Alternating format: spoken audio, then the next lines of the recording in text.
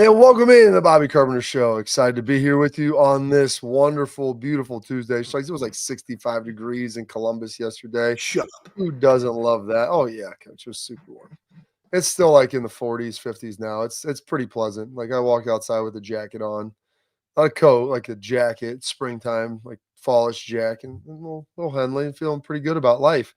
So we got that going for us. Got a big show today. We've got our guy Bill Bender joining us on Tuesday, as always. Still trying to work through the schedule with AJ. He was flying down to New Orleans today, and so he's trying to like scope out the scene, if you will, as far as what's going on down there, when he could potentially come on, what it would look like, and all of that. So we're trying to work through some logistical challenges of that with AJ. I was like, even just pop on for like 10 minutes. I mean, the people want Aaron James Hawk. So you want to give the folks Aaron James Hawk. And so we're going to try to do that, and we'll figure out the shows for Thursday, Friday. He may have to come on Thursday. I don't know. We'll figure that out. But it's always going to be good, always going to be fun, and we'll make sure that we have a blast along with you guys. So I wanted to open up with this. Open it up. This came out, I don't know, maybe earlier last week, and I'm guessing it was their anniversary. And I didn't get a chance to play with Dan Campbell, but I got a chance to know him pretty well when he was living in Dallas and playing for the Lions. He had just left Dallas. He's a Texas guy. He played with my linebacker coach, Dat Winch, when they were at A&M together. And also he played with Aaron Glenn. I mean, they had a nice little defense, that 97, 98 squad. But Dan Campbell and his lovely wife, Holly. And anytime I can show a picture of old school Dan, I'm going to do this. And she's like, hey, looks like we made it, obviously probably their anniversary and everything. But this is the real picture right over here, Schlags, that you want to show everybody. Like, my man Dan looking like the Big Lebowski, got a straight heater in his mouth.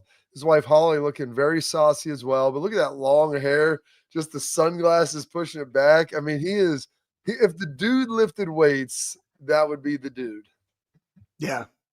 Look at him. I mean, like, I'm wondering where this picture is. I mean, is that down in Galveston? Oh, I guarantee you it's on some sort of spring break scene or like maybe a college pool party. But judging by the Spanish tiles and everything, it looks like they might be down like South Padre or something. You're a Texas guy. Where do people go for spring break out of Texas and like A&M? Man, I don't know. Times have changed. I mean, back in the day, that was back in the day. He's older than you. He is slightly older than me, but yeah, I remember South Padre Island was where you went.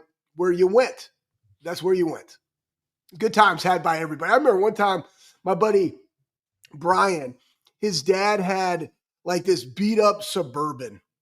All right. And it's kind of like one of those things, like they had a country song about it, about dudes driving to Daytona. And we got this thing running. And I kid you not, we get all the way down to South Padre. We're having a good time. Anthony Rodriguez is out in full effect. Como está bien de nada. And then poof, David Copperfield, the Suburban doesn't run anymore. So then they had to drive down and like tow us all the way back to Dallas. And it's like, that's the craziest thing. You're in the same state and it's 9 hours away from Dallas to South Padre Island. Like it's a haul. To drive from like Texarkana to El Paso is a day. I mean, that is when I say a day's drive, I mean like a full day's drive. That's probably 16 hours, Schlags, maybe 18. I don't know. Texarkana from Dallas is 3 hours. Yeah, but how far is El Paso from Dallas? Like another. I never drove to El Paso. I bet it's far though. I mean, Amarillo is 6 hours. That's in the Panhandle. Amarillo by morning. Yeah. Man, they always got you. There's this one little city. I forget driving up. What were you driving to Amarillo? It's off 287. Well, I wrestled there, but Amarillo was like the go-between. Like that's how you drove to the Air Force Academy. You drive up 287, then you would connect somewhere in New Mexico. Poof, David Copperfield, straight shot into Colorado, Okay. I mean, how far do you think, like, to go up from, like, Amarillo somewhere in, like, the northern part of the Panhandle? Because we'd actually stopped there with a flight. We were flying to Vegas or California. We had to have a stop and get fuel down there. We stopped somewhere like the Texas Panhandle. It was awesome. Nothing. It's like one of the best places for people to stop. The gas is cheap. They've got a good little barbecue spot. Got something to eat, and went on out when we were going for my buddy's birthday. But my dad's driven. He drove from LA to Houston, and he'd made that drive before. And he said that was like almost like a full 18 hours, I want to say. because like Texas, I mean, dude, from north to south, I'm guessing it's almost as long as it is east to west, and that's got to be at least like a 12 to 14 hour drive, maybe 16. So Yeah, Hall. I mean, I think Lubbock's 4 hours. So the real from Dallas, the real question would be how far is El Paso from Lubbock? That's the question. That's zinger. I'm gonna say probably another 4 to 6. So then you're looking at 10 hours. I remember I was with the Jets. It took me 21 hours to drive from New York to Dallas. I yeah, did it. my dad I was was listening to the he said it national was about championship 20. game. Yeah, he said it was about 20, 21 from Houston to Lancaster back then. So I mean, it's frothy, man. I mean, to make those long drives, and he's like he'd make them by himself or with their dog in the car, their old German Shepherd in the back. I guess there was one time he drove with me and my brother in the back of the truck. Like he just flipped the seat down in the back and put a cushion down there. Schlegs from Texarkana to El Paso is with my driving, it says 11 and a half. So it's probably more like 12 and a half, I'm guessing. And it looks like it's about as far north to south. So you're probably talking about 12 hours each way if you want to go north Yeah, to south or sounds east to good. west. That's neither here nor there. That's you going to South Padre or wherever you're going, filling up Steph's Milkers and hanging out. And Konnichiwa, baby. Yeah, man. Konnichiwa, 100%. The Japanese in South Padre. I love it. But the bigger news is this. This is where I want to start because we're going to have Bill Bender on and we'll talk about this. And we've talked a lot about the college schedule. When do you realize, Strikes, tomorrow is National Signing Day? So, like, when you and I Isn't that sign, crazy? that'd be tomorrow. Nobody signs then anymore unless, like, you're a super big time guy. And so and you've, like, waited out, and I guess you've had all the highest bidders, and you're basically like Rick James and Dave Chappelle, Schlegs. You're coming in there. Chappelle Like, Show. yeah, and you've got all your little stuff on and, your white outfit, F your couch, Charlie Murphy. So only a handful of guys are doing that. 95% of the guys are already signed. But CFP just finished up. Ohio State's like just getting back in their workouts. They're pushing their spring back. Traditionally, Schlegs, they'd always done that week before the spring break and then gotten into it after that. I don't think they're going to do that like that this year, just due to the fact that you want to get like a good winter's worth of workouts. And we'll get into all the scheduling with that later. But the bigger news, Pat, if you want to throw that up, is Matt Rule canceling the spring game. Now, he said it was because, the portal makes it detrimental to have it. Like you go out there, and this is big for Nebraska. And you know this, Schleich, because you're a dude from out that part of the country. Nebraska had the fourth highest attended spring game last year behind Ohio State, Bama, Penn State. Then you have Nebraska. And those other three schools were like expected to be national championship contenders. People in Nebraska love Nebraska football. And they show up for the spring game, over 60,000 of them. And they do that every year. And they haven't been great in probably 15, 20 years. And they still show up. And so I don't know. Part of the reason they lost two guys last year, I think in the spring. I don't know if it's for the season. It may have been. And so I get that if he wants to say it. But also his deal is like, I don't want to put our guys on full display to then have people go try and pluck them out and pluck them through the portal then after the spring game. So I think there is a little bit of gamesmanship with that, but just your thoughts on the evolution of the spring and how these spring games are starting to look. Well, Bob, it said in there that they had 6 Nebraska players enter the transfer portal the week after last year's spring game. And that could be for a multitude of reasons. It could be, and this is what we got to go into and why the two portal system is absolutely terrible because nobody's under contract, roster management. But let's say you go out there and it's equal, we're battling for position, right? And again, spring is never going to dictate who the starter is going to be going into camp. It gives you more of a likelihood. To me, spring has always been, what do you need to work on individually to be ready for camp? Because camp's where the battles happen, preludes in the spring, but you can develop from 18 to 22, even over that summer, to be better so that when you go to camp, whether that's a health issue, whether it's just genetics, whether it's just more training in areas of weaknesses, to put you into have an opportunity for success in fall camp. But with two portals, you can go in there, we're battling, here's our roster, and the guy just dominates in spring football. What does he get the opportunity to do? He just got done saying, hey, I want to stay at Nebraska. I want a $200,000 NIL deal. Yeah, He goes out, I like winter that. conditioning. Okay? puts on muscle, working all the things, getting better, goes to spring ball, does really, really good. Second portal window opens. I know that I'm the best. I want $400,000 now. Ooh. When do you ever get to mid-year renegotiate your contract? That's the problem, is what he's saying. Besides the tampering issue, right? Because, hey, man, I saw you on the spring game. You're looking really good. We just lost a lineman during spring ball. We need to get you. You're on the up and up. We'll give you that $400,000. That's what these coaches are dealing with. So to me, the problem is the roster management side of who's in my program, how are we developing them? And that's why I said, Bob, there needs to be one portal. And the AFC coaches came out and said that they wanted one after like the bowl games. I think that's wrong because they all are caught up on we need to have spring football. And I'm like, no, you need to have a spring portal, and then you need to have a 5-week OTA minicamp NFL-esque thing with a break and then go to camp. That's how it needs to happen.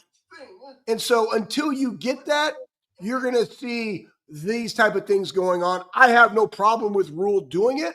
I think that there are no positions. There is no order. It's just I'm placing a 1 with a 3. I don't care. I'm working on the scheme and the fundamentals of the game, and that's going to be the premise of our spring football training, not on who's a 1, who's a 2, who's a 3.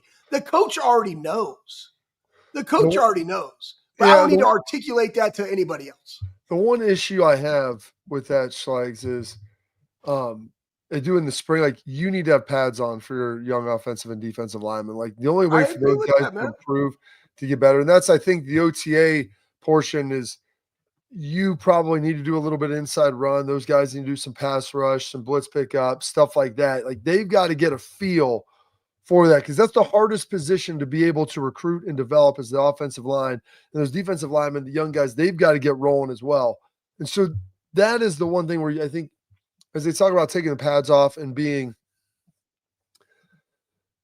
I guess, being less physical to help prevent and monitor some of those guys' injuries, I think the other piece of that is that you've got to be able to look at that and say, hey, here's our older guys. They don't maybe need as much. Our younger guys still need a lot of work, and they're going to need a lot of work in a physical manner. If you want to develop those young offensive linemen, you look no further than this year with Ohio State of, you're playing Tager Shabola, first-year starter, and then all of a sudden, you've got to kick Donovan Jackson out, and then you're bringing in Carson Hinsman, and then you've got Austin Saravelt in there, and you've got Luke Montgomery. Like those guys got better by playing in the spring.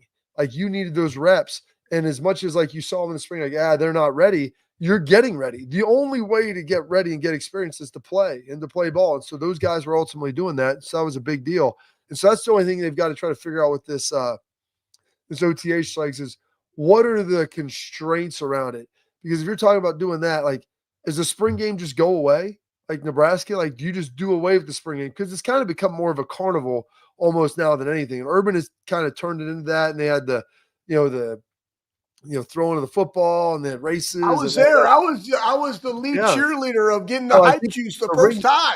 The ringmaster is what you were, Schlegs, the ringmaster. So of the carnival and the circus. And so, like, do you go to that? I mean, is it more entertainment? Like, that's what the Pro Bowl is now. Like, do you just stick with that and kind of roll into that methodology of what you're looking for?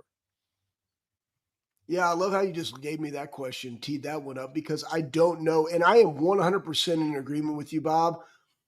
And the interior 7 need the contact, because if not, you're just like we always heard the adage, everybody looks good in shorts. Yeah. I mean, if it was just a short thing all the time to determine who could play, I would never have played the game of football, because I needed the physical side, because that's where I stood out. So I totally get what you're saying in the development of young offensive defensive linemen need the physicality, because there's no way of replicating that. There is not. I'm just letting everybody else know. Oh, well, what about the non-contact drills that's more like wrestling and you see people do and getting physically prepared to be able to handle that? No, there's no substitute for putting pads on.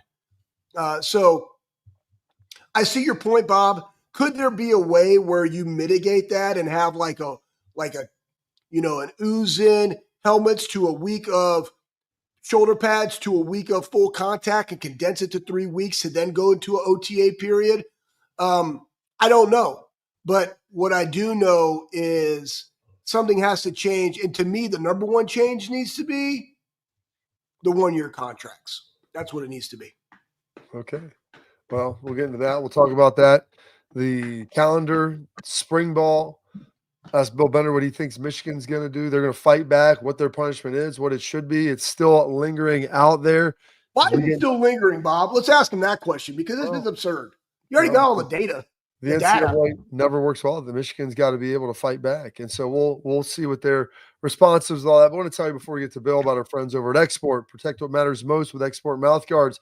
Trusted by professional athletes, designed by NHL team dentists. Export mouth guards are scientifically tested to absorb those high-impact hits, protecting both your teeth and your brain. Export mouth guards have 3 layers of advanced protection, including patented use of carbon fiber. They 3D print that bad boy to your own unique and custom smile. That means more protection, better performance, max comfort, and clear communication. So you can focus on your game, not on your gear. Go to export.com/Bobby to save 15% or more. Export, protect what matters most. Bill Bender coming up next.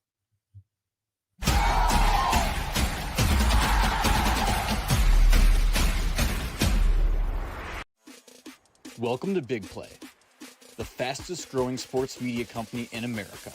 I'm gonna keep it straight with you. The reason you should watch our show is because I look good, baby. Come get some! Join our millions of fans for live sports talk shows hosted by the top former athletes and sports personalities in the industry. Ohio, it's my home state. Obviously, I'm a diehard Cleveland sports fan. Watch what you want, where you want, when you want. Welcome to Big Play. Make sure you tune in. I love you, Cleveland.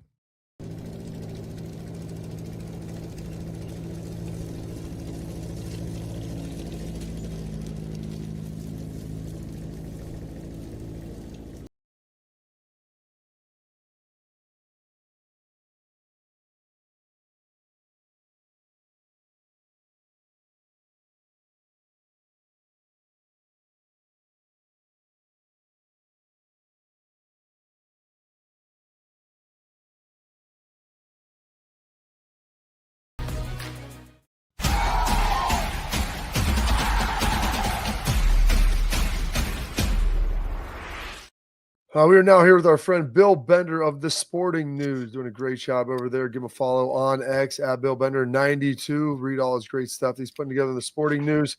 Dick Bender, I do get like that right there. I mean, that was an epic appearance last week, Bill. We covered a lot of ground, and that was unbelievable. Getting back into the histories, your nuptials, the Tonight Show, all the stories the folks come to love and enjoy.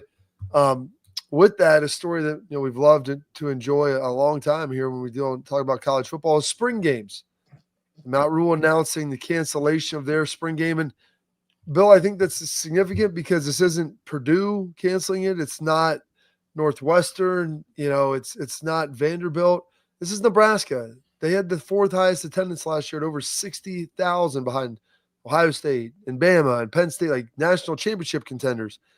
And they canceled their spring game, not due to weather or anything, like preemptively canceling it, just due to roster management, essentially. Is this the beginning of the end for the spring game, if you will?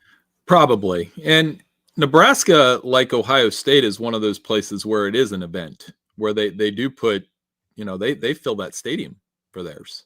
And to not have enough players to do it, I think coaches have tweaked the format. I've covered spring games. I'll be honest with you, as a reporter. I think the last one that I went to where I was like, I'm really getting something out of this was when Dwayne Haskins and Joe Burrow were fighting for the starting job at Ohio State. I'll tell you a story. I went to a UCLA spring game once when Chip Kelly was coach, first year. Sporting News flies me out to LA, and they played a half. So I was like, I don't have much to write. So, you do it off the fly and be a reporter, but I ended up going over and sitting in Pauley Pavilion and wondering why anybody would not attend UCLA, given how beautiful the weather and the scenery was there, of course. So, I think they have varying value. You guys played them. Spring football is for the coaches, for the reps, like like Schleggs was saying, for the competition, but the actual game, if you're not going to make it a fan-friendly, kind of like a festival almost, it's more that than a game anymore. Yeah, because it goes into it was like $5 a ticket, right? It's an opportunity of everybody bringing their kid to the stadium. You're signing autographs afterward. Let's think about this too. It just popped in my head. Bill, and please give us some insight into this. We're about ready to be on the precipice of 105 scholarship-only athletes. That dramatically changed where you're going from right now we have 120 and whatever. You could have as many walk-ons as you possibly want that goes in, shares reps, do different things. Because I've heard coaches talk about, how are we going to run practice now?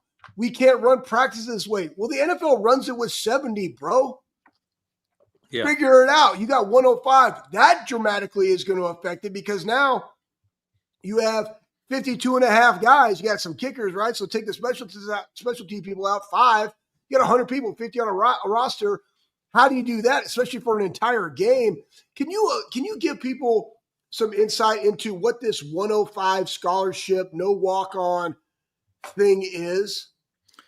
Well, I don't like it because I lived with, as you guys know, I brought it up on the show. I played, or I didn't play. I lived in college with 2 guys that were walk-ons, and you saw the value of what they added to the football team. They're still 2 of my best friends to this day, and how important walk-ons are to a program. And it's not just about, the whole Rudy thing. Everybody goes straight to that. No, walk-ons are for depth, for having good locker room guys. You find one, and then inevitably there's a couple success stories that pop up, and those guys end up in the NFL. I think they're the lifeblood in a lot of ways of the college football program. And in this day and age where you have guys moving, like Schleggs, your idea of a 1-year contract is, I'm so in line with that idea, because if that's how we're going to play this game, you lock some guys in that way. And because I think the biggest challenge anymore for college football programs isn't the X's and O's or the film or the training or the arms race. It's roster management.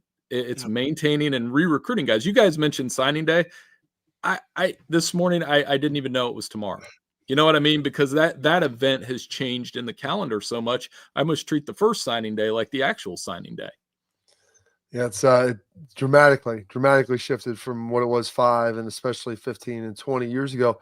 One of the things you brought up with walk-ons and locker room guys, and I think it's very important, and it's a pertinent comment that you made. Whereas those, not the only, but those are usually the core guys that are at that school, Bill, because that's where they've just always wanted to play football. And it wasn't a recruiting pitch. It's definitely not NIL. It's the fact that they go there because their family went there. They always dreamed of going there. In some cases, they may have had opportunities and money to go play somewhere else, but that's the school that they've always dreamed of playing at. And so you have some of that collegiality that is maybe being stripped away. Like, that is one of the last bastions of that, I think, in the game.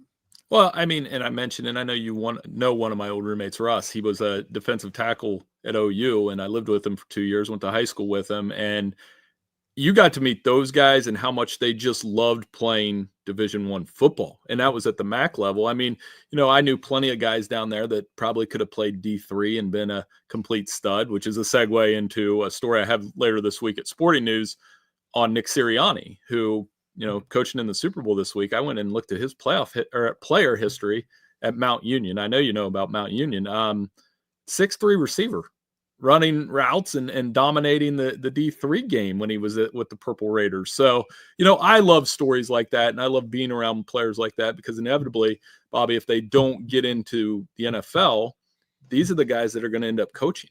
And these are the guys that are going to end up, covering the game. And they do such a nice job with it. I coached with a guy here in Pickerington. We coached girls basketball. He played at Mount Union. So you know who the success stories are, and it's easy to coach with guys like that.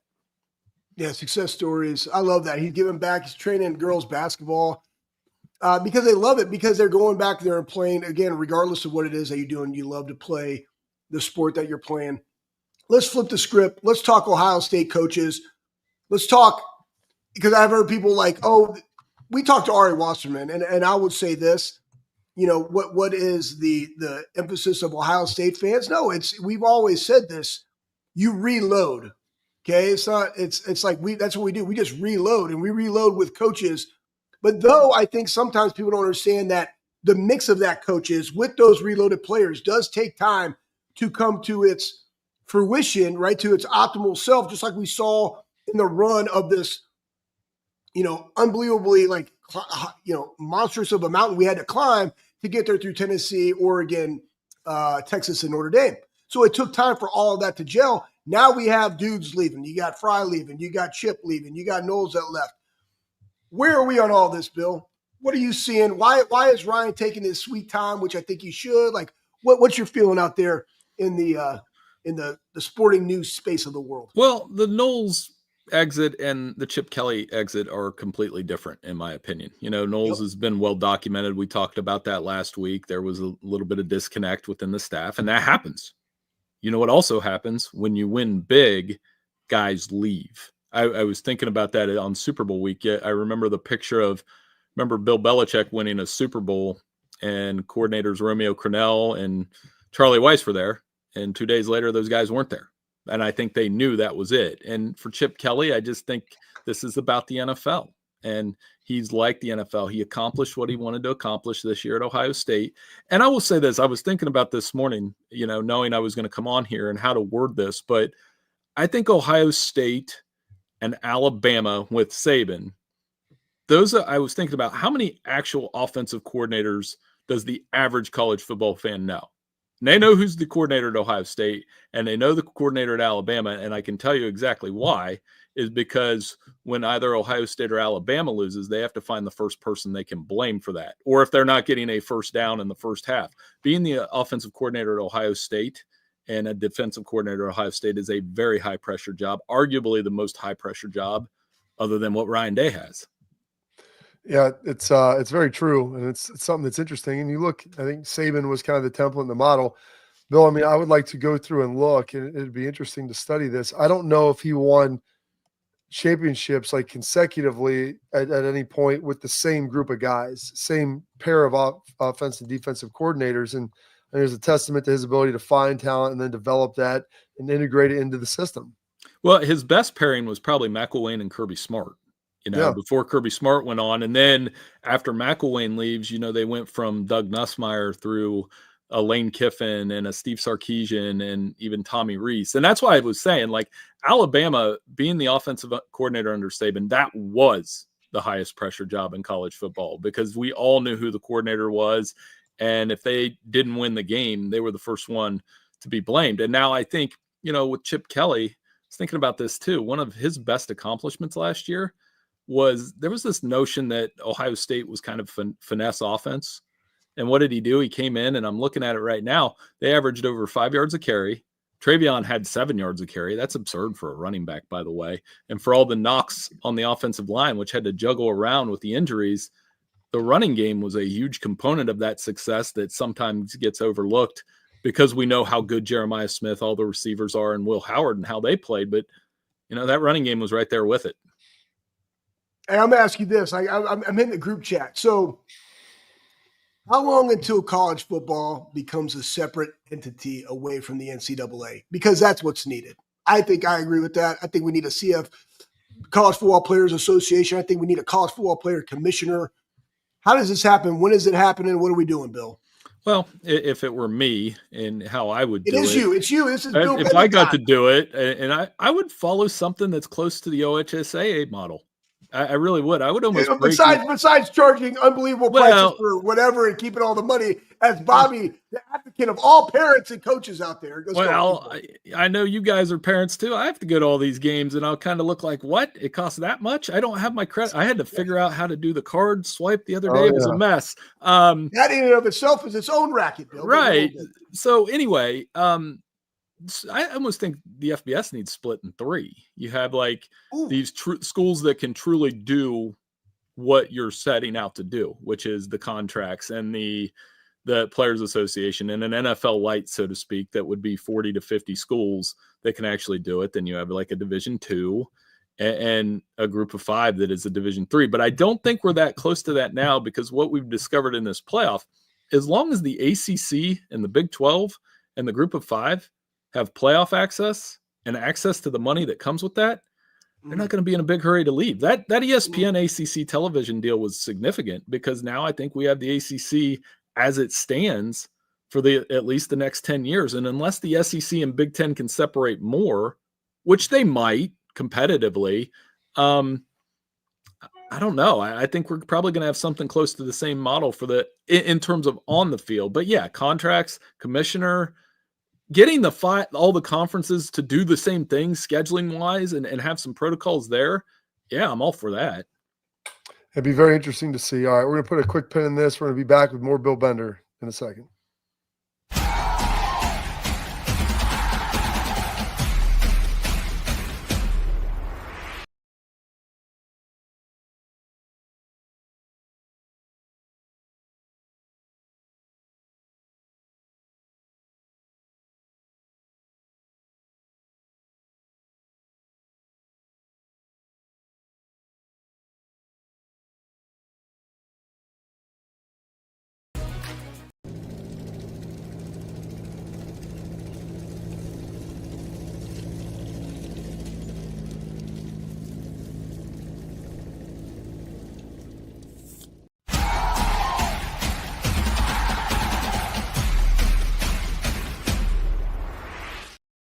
Welcome back into the show. We appreciate your interaction in the chat. Please leave the comments, like, subscribe. We appreciate all of it moving forward.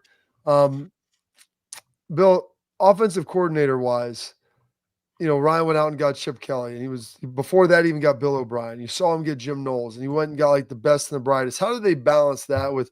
You've heard Ryan talk about continuity now, and that's been a little bit more the Dabo Swinney, where they promoted from within at times. But are there any coordinators out there? Because I think that there's a portion and a good chance that Brian Hartline becomes the offensive coordinator.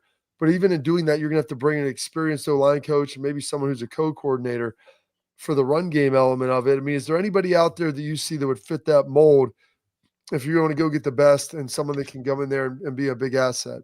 Well, I think if you don't go Brian Hartline, which he deserves that shot, in my opinion. I mean, the way that he's recruited, been the passing game coordinator, high state guy, continuity, all of those things you just mentioned, he probably definitely deserves a shot at that. I've seen Neil Brown kind of being circulated, the former West Virginia coach that had that up-tempo offensive look.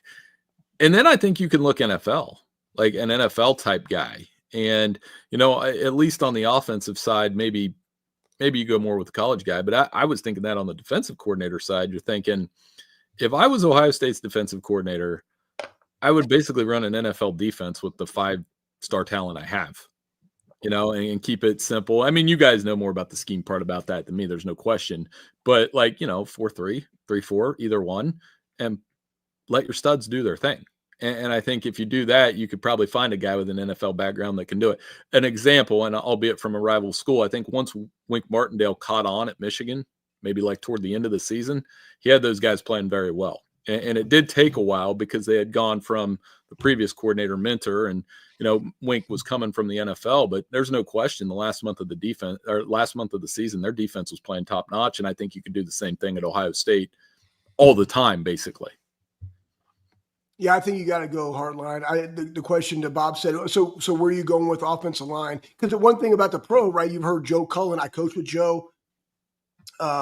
He was a coordinator in Jacksonville. You got OG, who's been a coordinator in the NFL. He's done a great job with G. G's like, that could be a thing where you're a co-coordinator. The biggest thing, I don't even know how to ask this question, but I'm going to ask it anyways, and I'm just going to just ramble because that's what I do. What do you think in these hires, Bill?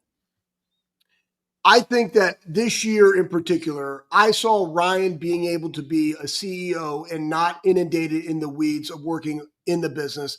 And he was able to work on the business. In my own opinion, that's why he was able to make this run. When you had the trials and tribulations, he could step in because he could see everything because he wasn't in the weeds of the day-to-day on the offense. How vital then is it in this next hire that you get somebody that you could unequivocally trust? So that means maybe they have a previous relationship or whatever. And how critical is it that potentially some of the people that you could bring in also are potentially former Buckeyes, maybe AKA on the offensive line side?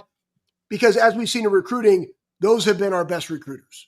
Yep. The floor is yours. No question. Like if you can do that and develop that interior line, which has been a strength for Ohio State, obviously I mentioned the injuries, but when they've got, that type of, I just look at the tradition of the Ohio State center position, for example. When you have that many Remington winners, you added another one, you got to play to that strength and get somebody that can develop those guys. And then, culture fits everything. You hear Ryan Day talk about that. And you guys know that when you coach at Ohio State, it's a little bit different. When you bring in somebody that is a quote unquote outsider, that they can feel that pretty quick, especially if it doesn't go well. So I don't think it hurts to promote from within, especially in the spot you're at. But it's also okay for Ryan Day to take his time with these hires, because remember, I always forget this part about last year. Bill O'Brien could have been the offensive coordinator before that Boston College job popped up. And they had enough flexibility, one, to do that and let Bill O'Brien take that opportunity. And number two, because it's Ohio State, that's a job where people seek the job. You're going to go get your guys, but there are guys that want to come to you, and it's a lot easier to hire when you're in that spot. All right, Bill, we've taken a ton of your time up. I want to leave you with this one from me. I was looking through the Michigan deal and everything that's going on. I mean, do they even respond to the NCAA? Do they how do you see this going down? What does the timeline look like on it? It's such a weird time now with the NCAA and how things are adjudicated. But is there even a worry that they have to deal with anything? I think they're going to deal with something. It's just a question of what. And I'm actually scanning the Kansas men's basketball case. I've had to refresh on that. That one took 6 years, and they vacated a Final Four. There was an FBI investigation, and Bill Self still has a job, and they got level 2 violations. So any thought that this could happen overnight without a fight once the litigation starts, I've always thought the most makes sense penalty to me is you fine them in this environment. And the most egregious violation, I know we've talked about this over the last couple of years, to me, the most egregious violation that they committed is Connor Stallions being on the Central Michigan sideline when they're playing Michigan State. I think that is what I would punish the most, believe it or not. And there's a lot on there, but that is egregious to have that happen where you can see him on the sideline. So, whatever those punishments may be, I think it will be financial. You hit them in the wallet, especially in this game where you need the money to compete now more than anything else. That's more than scholarships, because if you take the scholarships, they just get the transfers. And as for vacating victories and those kind of things, I've always kind of had a consistent opinion on that, is you can do that and you can throw an asterisk next to it, but we still watched it. I watched Louisville win a men's basketball championship in 2013, the Final Fours with the Fab Five. Ohio State did they have a Final Four that got vacated? I still watch. I always feel like I still watch the games. So those don't really resonate me so much as they become fodder between the fan bases. Absolutely. And it's good. When you talk about the vacating of wins, it's still there just because there's no banner. We all watched it. We watched it all happen. I won our 11 back then. That's just ridiculous. I watched those games. Why did they take those? Yeah, and I feel that I'm pretty consistent about that. Now, we'll see if they're level 2 or level 1. Whenever you see the level 1, and Bobby, we talked about this yesterday.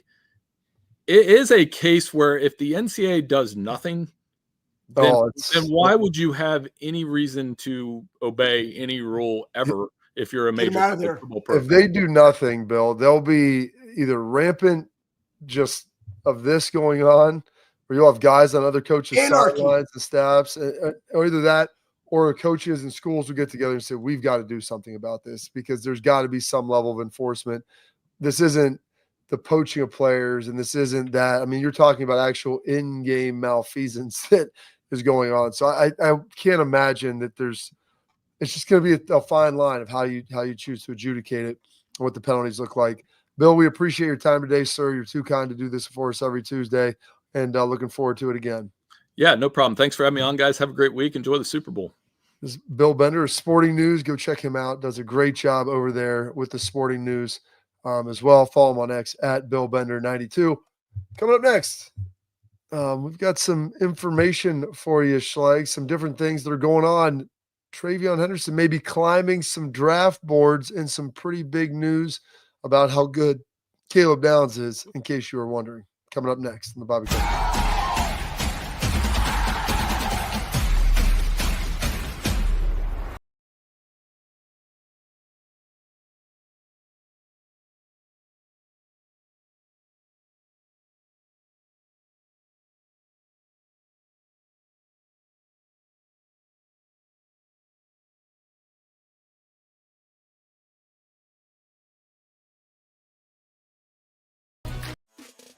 Welcome to Big Play, the fastest growing sports media company in America. I'm gonna keep it straight with you. The reason you should watch our show is because I look good, baby.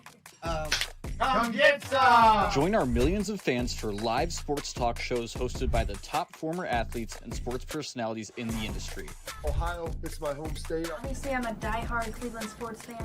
Watch what you want, where you want, when you want. Welcome to Big Play. Make sure you tune in. I love you, Cleveland.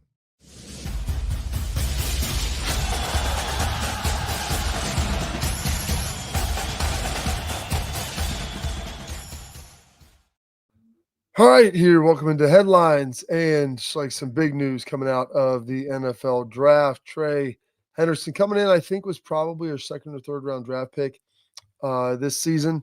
You know, he was going to test through the roof and he was going to be incredibly fast. And you saw his production, but this year, I think people looked at him. You could see the blocking. Record NFL Rookie Watch. Trey is reportedly viewed as a first-round pick on a hefty amount of teams' draft boards. Multiple NFL scouts reportedly believe Henderson is a, quote, Breece Hall type of RB with elite blocking, which we've seen. You can see that on J.J. Smith's touchdown. Elite leadership. We've had him on the program, too. Just unbelievable, dude. We know he's got his home run speed. Quote, one of the best leaders in this draft by several execs. And Quinshon Judkins also potentially viewed as a first-round pick. I think he goes after Trey because of Trey's home run speed. But great to see that from a guy who's done everything the right way, really from his junior year on. Yeah, remind me to bring up the Michigan thing as far as what I think needs to happen. But with Trey, Trey's an outstanding young man. I walked in there, smile on his face, his leadership capabilities, the humbling of himself to say, yeah, I just want to go win, bring whoever. They're going to make me better. I'm going to make them better. Understanding, right? Having the foresight of not letting the AYOs talk about you got to go get yours or this got to be all you or that, and understanding what healthy competition in a room looks like, how to articulate that, how to have a relationship with your running back coach to trust him to split the time appropriately. We even saw mixing it up to where he was no longer a starter in the game and more of like a mix-up back on pace and tempo. All those things, that was Trey trusting the process and the people in the building after really good grown man convos. And you saw that, right? Like, does that home run speed look the same week 16 if you double the amount of carries and the amount of reps? Does the ability to step up and block dudes the way he did for 16 straight games work? You got to do that in the NFL. Like, that's what you're called to do. But a lot of people have rotations in there to kind of spill some of that load. They already are doing that. I think Ohio State give privy to everybody else with Quinshon in the room that you could have, quote unquote, we've seen in the wide receiver room, number ones in the same unit room, splitting time, but overall being a better unit than anybody, just one man that one man could. So it's like I'm excited for Trey. Would you say spilling the load there too? I like that. That's a good. Did I do that? Did I spill the load? Hey, and also back on Michigan, we talked about this in the vacating. Save it for your final thoughts because I want to get to. Yeah, Gilman, I can't remember that far. Okay, I will. I'll ask you about it. I'll write it down. I want to throw up here about Caleb Downs. In case you didn't know he was good. I like to put metrics to things sometimes, folks, and get a chance to see this.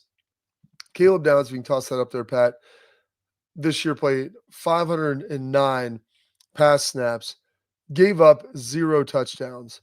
And I was talking to him in the Colts Hub the other day about some of the stuff that they were doing coverage-wise. I mean, it was some next-level stuff. And, his ability and Jordan Hancock's versatility with what they were able to do was some really, really cool things. And it allowed them to put some other quarterbacks, I think, in the spin cycle. But his versatility and coming back next year, you see his consistency. He's not just a big play guy.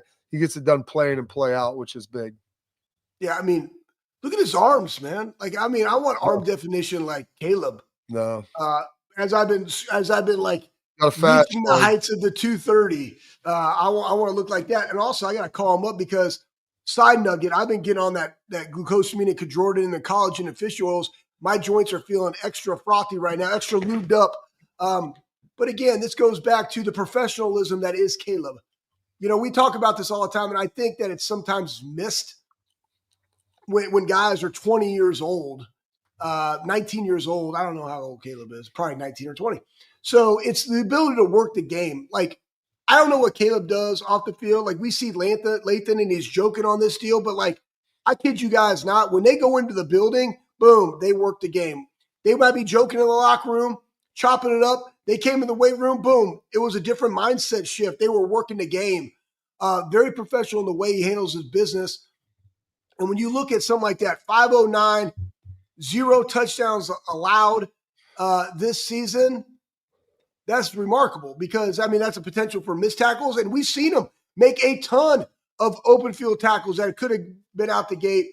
And he was the last line defense. Good for him. Prototypical pro. We got two of the best people in college football on the Buckeyes this next year, which goes back to reload and let's go. Let's go. All right. That's all we got today for our headlines. Coming up next, we're going to get to your questions with Tailgate Talk, brought to you by our friends at Real Truck.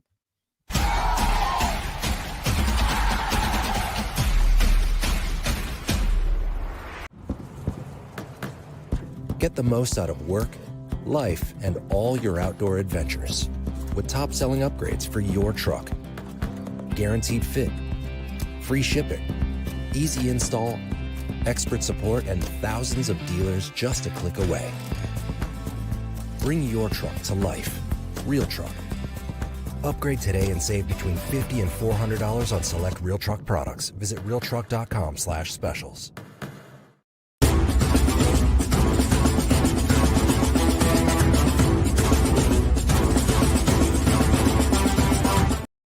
All right, welcome back in the Bobby Carpenter Show, and now we're to our favorite segment each and every day called Tailgate Talk, brought to you by our friends at Real Truck. Go to realtruck.com. Bring your truck, Jeep, Bronco to life with all the accessories that you're looking for, folks. You know, from steering wheel covers to seat covers to truck bed covers to bumpers to winches. They've got it all, coolers, everything for your truck, Jeep, Bronco.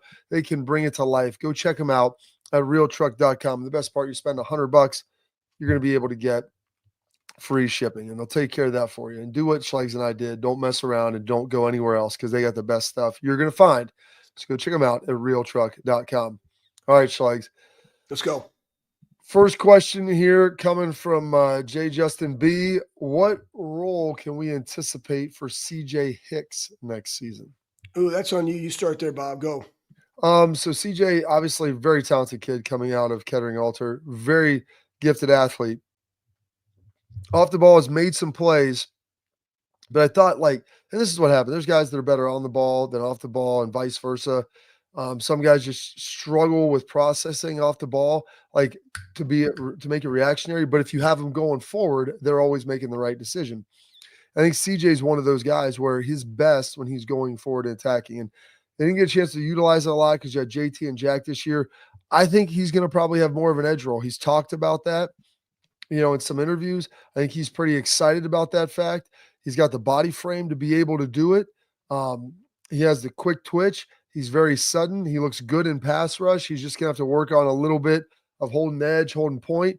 And there's going to be a learning curve to understanding, obviously, what you're required on every play. But I think they'll do a little more 3 down this year because you have a guy like CJ who can give you that edge.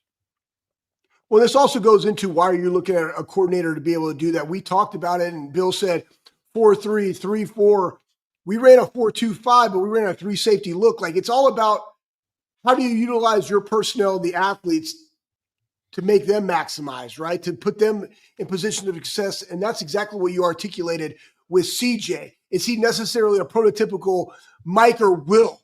I would say probably not. To me, he's like a green light guy. And you see this all the time. There's guys that are just green light. This is what you do. And you just go. Green light that son of a buck, right? Let him loose. Let him make plays. You saw when CJ got in there and was blitzing, he was phenomenal. So again, it's about having the coordinator that understands the assets that you have, the abilities of your athletes, and for them to be able to go and put them in the right positions to have success. Next. Absolutely. All right, Schlegs. Gosh, we're talking about doing a live show. That'd be a lot. We could do that, though, sometime. Roosters, Round Town, you and me. Boom, Buckeyes. We could do that. Look at that. How about this? They one of the questions was, outside doing the live show, which we could probably do in Roosters Round Time. Let's talk to Nicole about that. It'd be a lot of fun. You go out there, you just have to let me drink some beers, and we could stay at your house afterwards. Instead of doing top three, just give me the one thing that you're most excited to see. This is from Daito. Yeah. The top three things you're most excited next season. Just give me one thing, Shikes, we're tight against time, that you're most excited to see in spring ball. Oh, spring ball.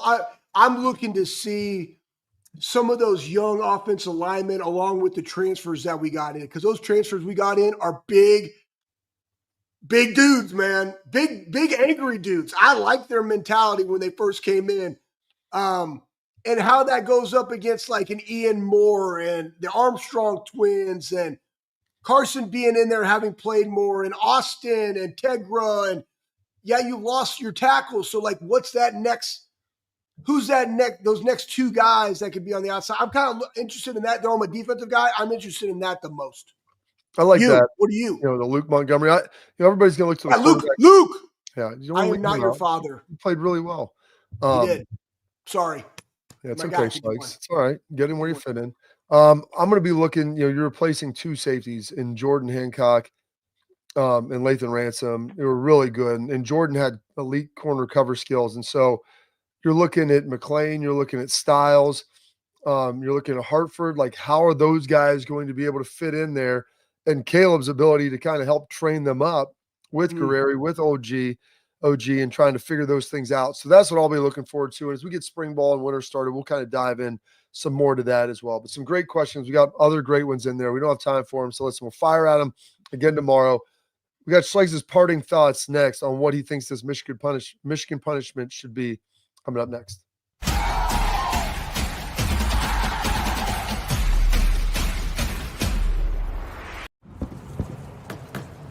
Get the most out of work, life, and all your outdoor adventures with top-selling upgrades for your truck. Guaranteed fit, free shipping, easy install, expert support, and thousands of dealers just a click away. Bring your truck to life. Real Truck. Upgrade today and save between $50 and $400 on select Real Truck products. Visit realtruck.com/specials.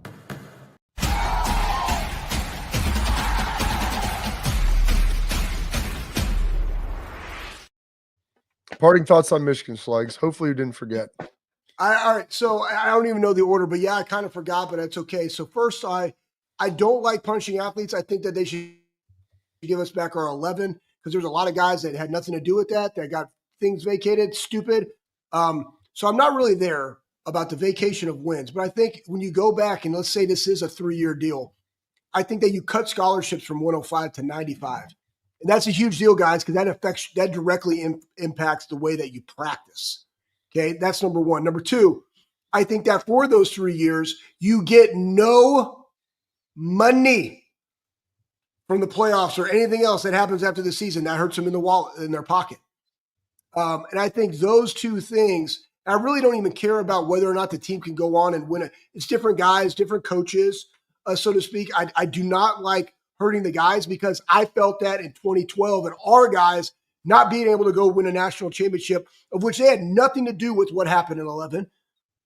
They did everything that Urban and the staff asked, and they didn't get a chance to go play for it. So I honestly am against that, but I think you hurt them where it matters most, and you take their money and you take ships, and that's what you do. I love it. So I appreciate it. We'll see you live 12:30 tomorrow for the Bobby Carpenter Show.